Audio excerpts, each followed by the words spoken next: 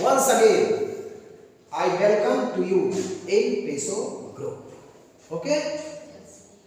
Now I will start forfeiture of shares. What is forfeiture of shares? अंशों का जब्ती कर. Forfeiture of shares. Forfeitures of shares.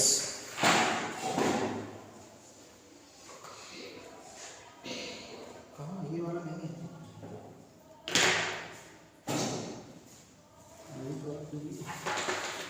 हाँ. Forfeiture of shares. अंशों का जब्ती कर.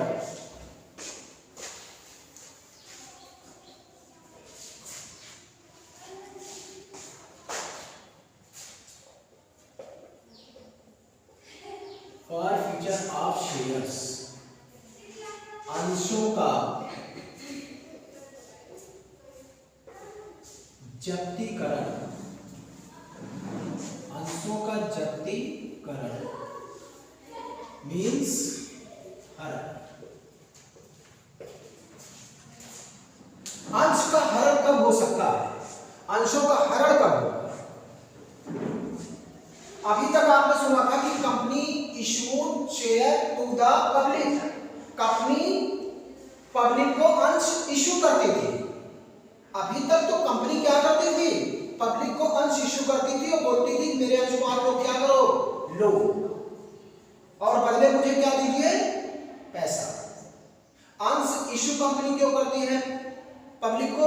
क्योंकि उसको पब्लिक से क्या लेना है, पैसा. एक तरीके से इन्वेस्टमेंट है. ऐसा इन्वेस्टमेंट जो पब्लिक करती है, किसमें करती है? कंपनी में करती है. किसमें करती है? कंपनी में. और कंपनी बदले में उनको सर्टिफिकेट प्रोवाइड करती है. किसके रूप में? शेयर के रूप में. किसके रूप में? शेयर के रूप में, अंशों के रूप में. कंपनी अंश इशू करती है. आप लोग पढ़ चुके हो, you have already read and also you have read about the share application, allotment, share, first call, final call. Okay, calls in advance, calls in arrear, you have read and confirm. Okay, आज का जो topic होगा बेटा वो होगा अंशों का हरण, अंशों का जब्तीकरण. अंशों का हरण है क्या? कंपनी किस सिचुएशन में अंश को जब्त करती है? अंश किसके पास रहता है? शेयर होल्डर के पास. किसके पास रहता है? Share holder.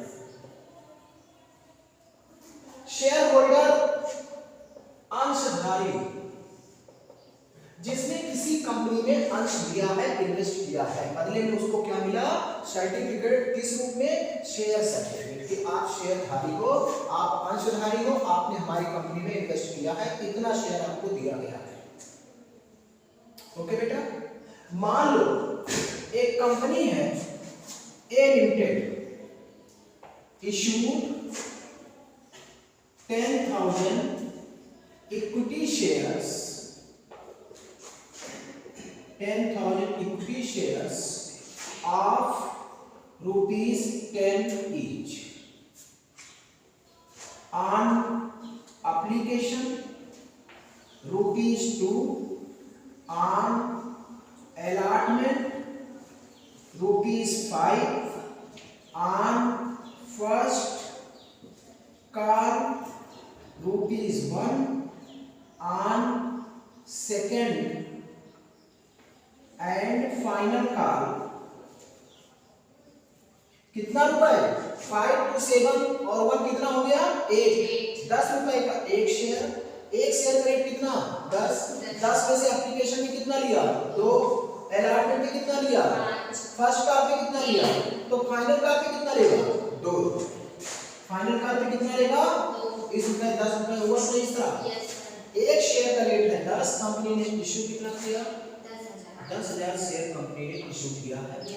और एक शेयर का रेट डिक्लेयर कितना किया था? 10. बोला एप्लीकेशन पे कितना देना है? 2. अलॉटमेंट पे कितना देना है? फर्स्ट कॉल पे और सेकंड कॉल पे कितना देना है? 2 रुपए. और वही फाइनल कॉल है. ओके बेटा, टोटल शेयर ने इशू कितना किया था?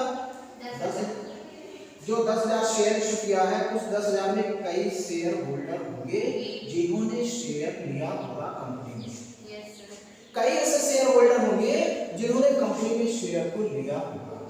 इसी में एक शेयर होल्डर था,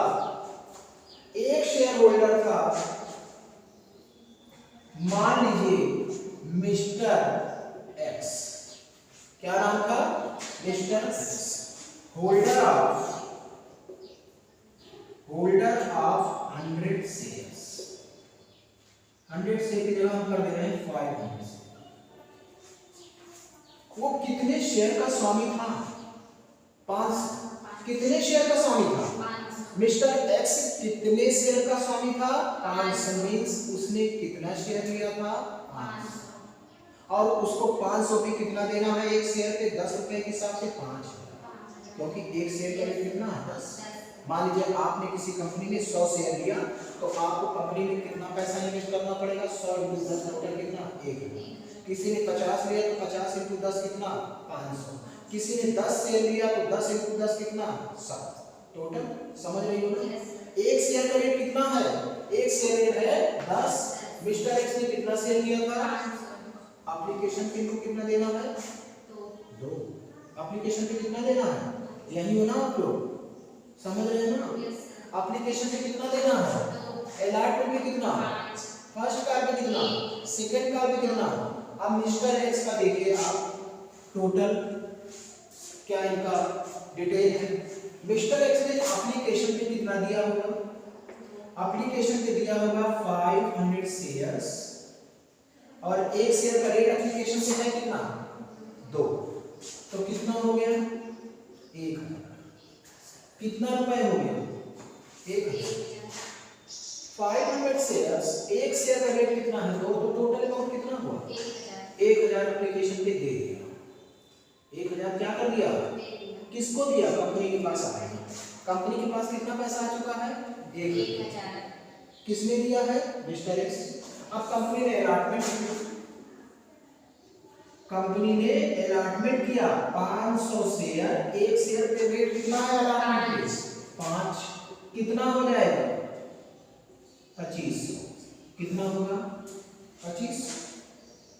500 शेयर, एक शेयर का रेट कितना? 5। तो टोटल कितना हो गया? 25। नहीं समझ रहे? समझ रहे हो ना? देखो एप्लीकेशन का रेट कितना है? 2। अलॉटमेंट का रेट कितना है? 5। शेयर कितना उसके पास था? 500। एप्लीकेशन में कितना दिया? 1000।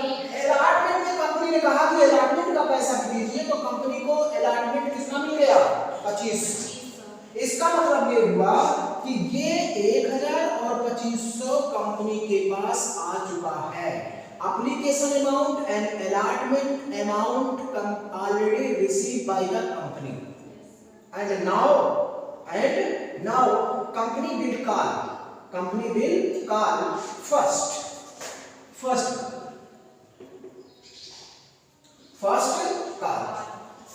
call on 500 shares, and rate of the first call is 1.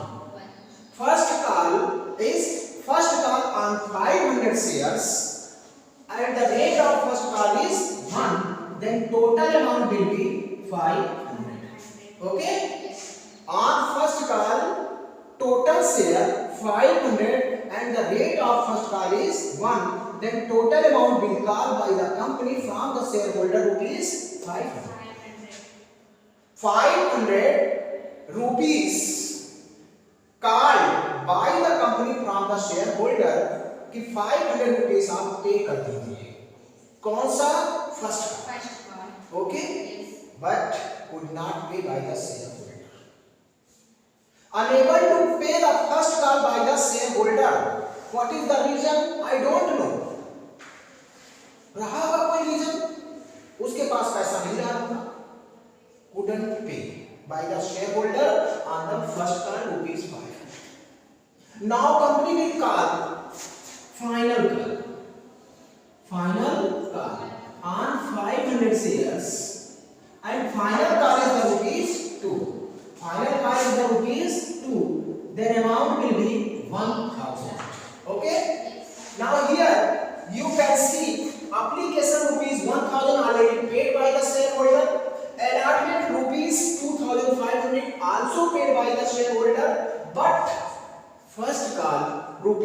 500 could not pay by the shareholder, and also the final call rupees 1000 not pay by the shareholder to the company. Okay, now total amount rupees 1000 and 2500, 3500 already received by the company. 3500 application and allotment 3500 already received by the company. Company ने 3500 रुपए receive कर लिया है, प्राप्त कर चुकी है. But first call ₹500 and final call ₹100 means 1500 rupees could be received by the company. अभी रिसीव करना है. क्या रिसीव कर लिया है? अभी नहीं रिसीव किया ना. कंपनी के अकाउंट में only 3500 amount is deposited, but 1500 rupees is not deposited because first call and second call is not paid by the shareholder. Only application and allotment 3500 paid by the shareholder to the company. Okay? Sir share application fees decide कौन करता है, company करता है exchange करता है? देखो, share application का rate जो होता है डिसाइड करेगा कंपनी बोर्ड ऑफ डायरेक्टर की मीटिंग में. ओके, बट जो रेट वो डिसाइड करेगा वो रेट स्टॉक एक्सचेंज को उसको सबमिट करना पड़ेगा कि मैं इस रेट को एप्लीकेशन में मांग रहा हूं. Okay, application rate, allotment rate, first call rate, पूरा detail are detail of the share holder which are received by the share holders already mentioned in the article of association. Article of association and memorandum of association is the main documents of the company, and both two documents already submitted to the stock exchange SEBI, Securities Board of Exchange. Information submit करना पड़ेगा, information देना पड़ेगा company को कि हम इतना share पे ये रेट ले रहे हैं, इतना ले रहे हैं, इतना शेयर में इशू किया, टोटल डिटेल उसको आर्टिकल ऑफ एसोसिएशन में देना पड़ेगा, मेंशन करना पड़ेगा, और वो कॉपी सबमिट करना पड़ेगा सेबी के पास. ओके, क्लियर हो गया? कंफर्म? तो आप समझ चुके होंगे एप्लीकेशन पे कितना है 1000. बेटा एप्लीकेशन पे 1000 रुपए कंपनी पास आया कि नहीं? आ चुका है. अलॉटमेंट का पैसा आ चुका है नहीं? तो कंपनी पास कितना पैसा आ चुका? क्या फर्स्ट कॉल का पैसा आया? क्या फाइनल कॉल का पैसा आया? तो कितना पैसा कंपनी पास नहीं आया? इसका मतलब 1500 रुपीस कंपनी पास नहीं आया और 3500 कंपनी पास आ चुका है. सिंपल आप समझिए कि कंपनी के पास आया कितना? 3500. और कितना नहीं आया? अब कंपनी क्या करेगी? कॉल करेगी ना, नोटिस भेजेगी ना, किसके पास?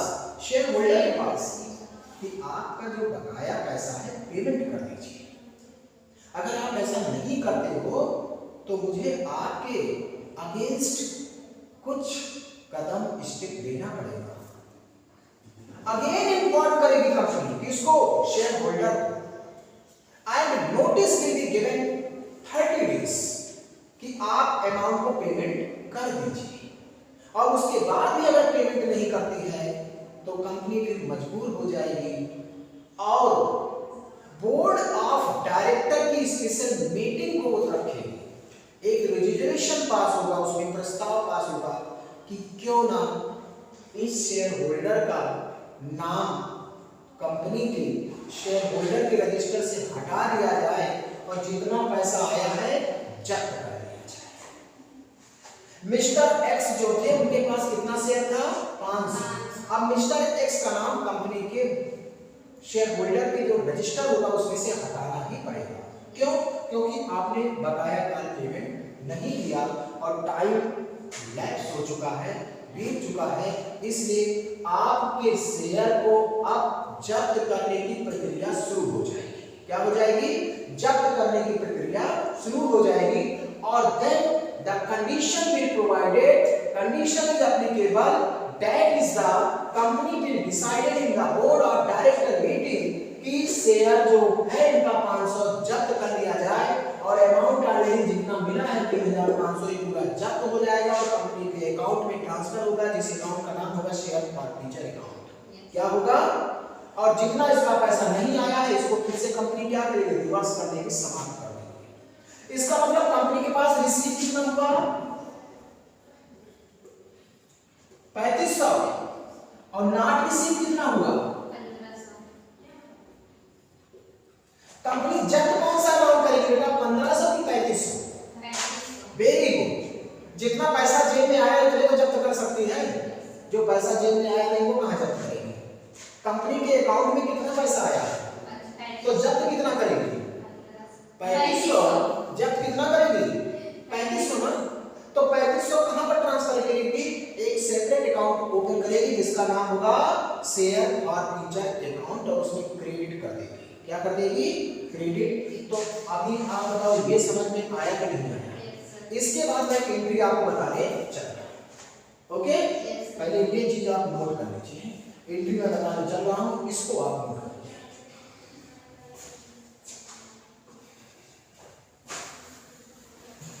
वेट 1 मिनट, एंट्री में क्लियर कर दूं तब।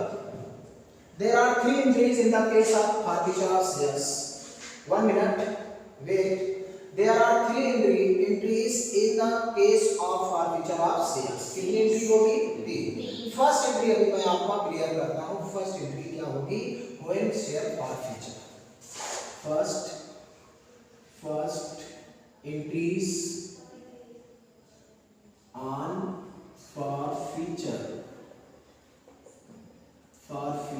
of shares. फर्स्ट एंट्री क्या होगी? फर्स्ट एंट्री पे आप समझते हो कि कंपनी जब शेयर इश्यू करती है तो शेयर कैपिटल क्रेडिट होता है, डेबिट? कंपनी जब शेयर इश्यू करती है तो शेयर कैपिटल हमेशा क्रेडिट होता है। Bank account debit to share application और share application to share capital, share allotment account debit to share capital, bank account debit to share allotment, share first call account debit to share capital और bank account debit to share first call और bank account debit to share final call. यही entry होती है। तो share capital तो always हमेशा क्या होती है? क्रेडिट होती है। तो कैसे आपने कह दिया डेबिट होती है जी? क्रेडिट बोला था। ठीक, तो क्रेडिट होती है। शेयर कैपिटल क्या होती है? जब इश्यू होता था ना, अब तो इश्यू हो गया, अब क्या हो रहा है? अब तो आपका शेयर जब्त हो रहा है, तो क्या शेयर कैपिटल क्रेडिट होगी? तो पूरा शेयर कैपिटल क्या हो जाएगी? जितना कंपनी ने कार्ड अप किया था उसमें से क्या हो जाएगा? डेबिट। ओके, तो डेबिट होगा first entry, share capital account debit. और डेबिट में कितना अमाउंट आएगा? उसके पास शेयर कितना था? 500। कितना शेयर था?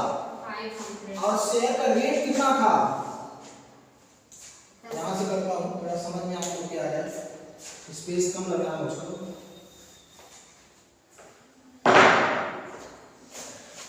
शेयर कैपिटल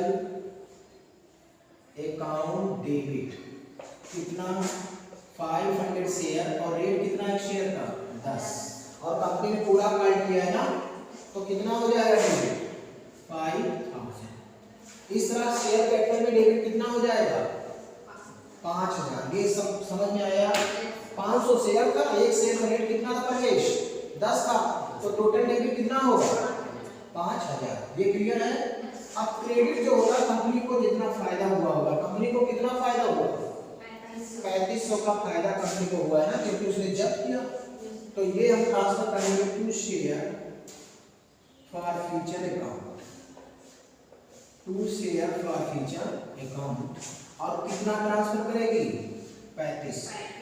कितना करेगी? 3500 ट्रांसफर करेगी। कितना करेगी? 3500 ट्रांसफर कर देगी share capital, sorry share forfeiture.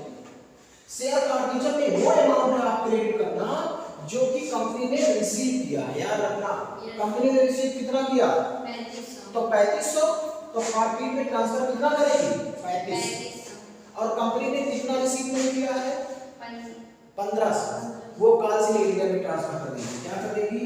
To share calls in arrear account. और कितना? 1500। कितना कर देगी? 1500। 1500 जो है Yes, sir. 1500 ये और 3500 ये एंट्री हो जाएगी for narration share for feature on 500 shares could not pay first and second call ये आपकी एंट्री क्लियर होती है। करना क्या है, शेयर कैपिटल डेबिट करना है, जितना उसका शेयर होगा, कितना शेयर है 500 और रेट कितना है 10, शेयर फॉर फ्यूचर पे कितना जाएगा, जितना कंपनी के पास पैसा मिल चुका है, और शेयर कैपिटल एरिया में कितना जाएगा, जितना कंपनी को नहीं मिल चुका है। ये वर्किंग नोट है, बहुत इंपॉर्टेंट है और ये एंट्री है, फर्स्ट वाली एंट्री है, तो ये चीज आप नोट कर लीजिए, इसको इंपॉर्टेंट है, पहले नोट कर लीजिए तो